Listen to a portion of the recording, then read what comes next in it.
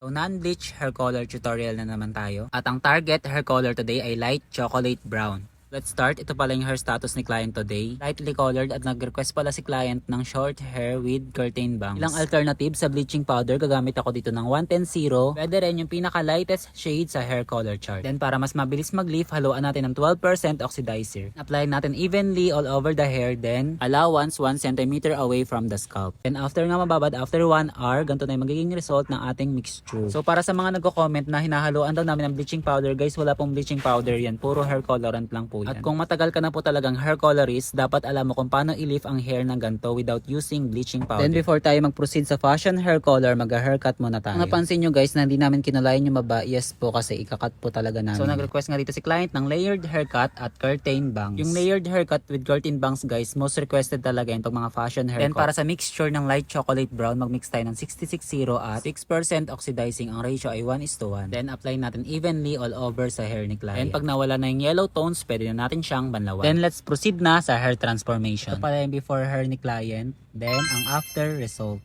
For more tips guys about hair coloring, watch nyo lang po ang ibang reels ko na kung saan nagre-reveal po ako ng mga mixtures para ma-achieve natin ang mga iba't ibang shades sa hair color chart at para makatulong na rin sa ibang hairstyle. Sa mga nag-DM guys, dito po nabibili yung mga products na ginamit ko. Then for appointment, please sa IG po kayo magpabook.